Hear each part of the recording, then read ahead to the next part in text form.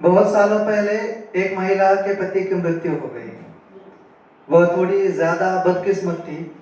उसे उसके पति के साथ चिता में जलने के लिए फेंक दिया गया।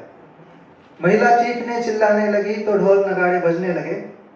असहाय दर्द के कारण जब उसने बाहर आने की कोशिश की तो उसे जबरदस्ती लंबी लाठियों द्वारा अंदर धकेला गया।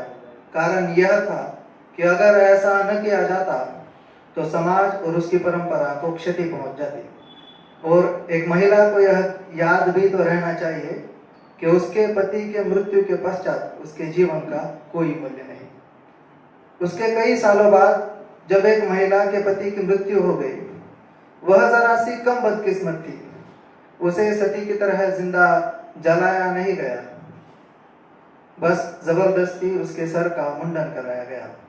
उसकी चूड़ियां तोड़ दी गई। जीवन के हर रंग को छीनकर महज सफेद कपड़ों में बांध दिया गया। कारण यह था कि अगर ऐसा न किया जाता तो समाज और उसकी परंपरा को क्षति पहुंच जाती। और एक महिला को यह याद भी तो रहना चाहिए कि उसके पति की मृत्यु के पश्चात उसके जीवन का कोई मूल्य नहीं। इसके कई सालों बाद एक महिला के पति की मृत्यु हो गई। वह थोड़ी और कम बदकिस्मत थी। उसे जिंदा जलाया नहीं गया, ना ही उसके सर का मुंडन कराया गया।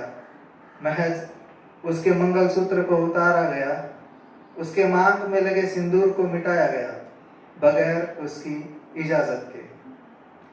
कारण यह था कि अगर ऐसा न किया जाता तो समाज और उसकी परंपरा को क्षति पहुंच जाती। और एक महिला को यह याद भी रहना चाहिए कि उसके पति के पश्चात उसके जीवन का कोई मूल्य नहीं। अब से कई सालों बाद जब यह प्रथा भी बंद हो जाएगी, मुझे यकीन है कि समाज को कोई भी क्षति नहीं पहुंची हुई होगी।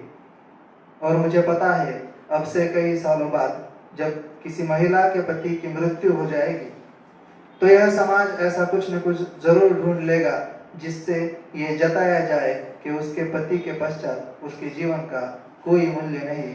और कारण यह होगा कि अगर ऐसा न किया जाए तो समाज और उसकी परंपरा को क्षति पहुंच जाएगी।